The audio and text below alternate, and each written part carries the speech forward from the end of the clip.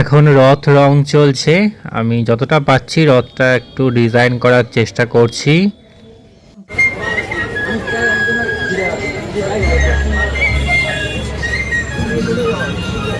অংশু রথ নিয়ে বেরিয়েছে, দেখো রাস্তায় এবার প্রথম।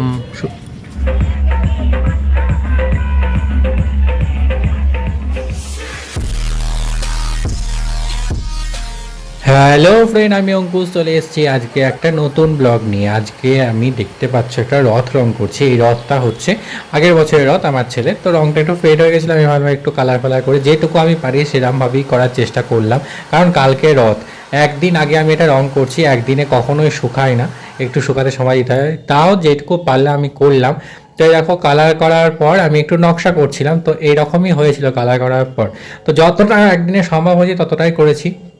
এরপর বৃষ্টি হয়েছে প্রচণ্ড, তারপরে আমার ছেলে রথ নিয়ে বেরিয়ে পড়লো। এবছর রথের জগন্নাথ দেব কাঠের ছিল, তো সবটাই কালার অনুযায়ী করার চেষ্টা করেছিলাম। তারপর রাস্তায় গিয়ে দাঁড়ালাম, কারণ গড়িয়া মাঠের রথটা আসবে, বিশাল বড় রথ আমাদের এদিককার। দেখো রথটাকে এরকম হয়েছে, ভেতরে জগন্নাথ বলরাম সব কাঠের ছিল। এবার তো কালার অনুযায়ী করেছিলাম। আর সামনের মানে আমাদের গলির সামনের বাড়িতে রথ বেরিয়েছিল, তো সেখানে সেইগুলো আমরা দেখছিলাম। এই করতে করতে আবার রথ প্রায় কাছাকাছি চলে এসেছে। ছোট ছোট কিছু রথ আসছিল, তো সেইগুলো খানিক দেখছিলাম। চিনি কলা বিক্রি হচ্ছিল মাঝখানে, তো সবাই বাইরে দাঁড়িয়েছে, মানে ওই দুপাশে সবাই দাঁড়িয়ে আছে, আমরাও দাঁড়িয়েছিলাম রথ দেখার জন্য, রথের দড়ি টানার জন্য। তো দেখো ছোট ছোট রথ চলে আসছে, এটা হচ্ছে একটা ছোট রথ। তো এরকম অনেক কটা রথ গেছে আর কি এই সময় আমাদের। তো এখানে অংশ আবার গেল একটু রথ টানার জন্য, ছোট্ট রথ, ছোট্ট লোক ওর নিজের রথটাকে সাইডে করে রেখে এই রথটা একটু টেনে দিয়ে এলো। তারপর এখানে প্রসাদ দিচ্ছিল, ওই যে রথটা বেরিয়েছিল সামনের বাড়ি, ওই রথটার ওখানে প্রসাদ দিচ্ছিল। তো ও প্রসাদ আনতে গেল, তো আমরা দাঁড়িয়েছিলাম এখানে। তো প্রচুর ভিড় হয়ে গেছে, রাস্তা দুপাশে দেখতে পাচ্ছ। তো এই দেখো এবার রথ ফাইনালি আসছে। অনেকক্ষণ দাঁড়িয়ে থাকার পর প্রচণ্ড ভিড় হয় ওই রথটায়, ওটাই আমাদের এই দিককার একটা বড় রথের মধ্যে একটা রথ। তো সামনে অনেক লোকজন ছিল, পাশে অনেক লোক দাঁড়িয়ে আছে, এই রথটা দেখার জন্যই সবাই দাঁড়িয়ে আছে। এই রথটা চলে গেলে আবার সবাই ভেতরে চলে আসবে। তো আমরাও দাঁড়িয়ে গেছিলাম। তো এই দেখো এখানে আমরা দাঁড়িয়ে আছি, সামনে রথটা কাছাকাছি এগিয়ে আসছে। একটুখানি রথের দড়িটা মাঝখানে টেনে নিয়েছি, যেটা ভিডিও করা যায়নি।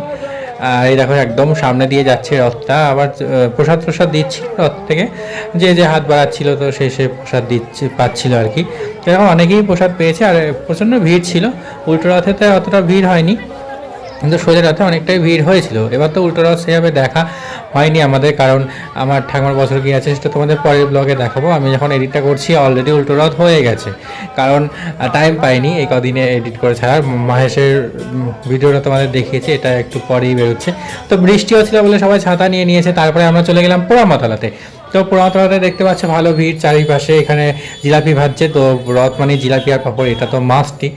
তো এই আর কি দেখছিলাম বেশ সুন্দর করে। এখানে আবার ছোট রথ যে আরেকটা যাচ্ছে, এরকম অনেক কটা ছোট রথ আমরা সন্ধ্যাবেলাতেও দেখেছি। এখানে অনেক দোকান পাশে বসছে, দেখো আমাদের জামাইবাবু দোকান দিয়েছে সব হ্যান্ডমেড জুয়েলারি। তো বেশ সুন্দর এই দোকানটা হয়েছে।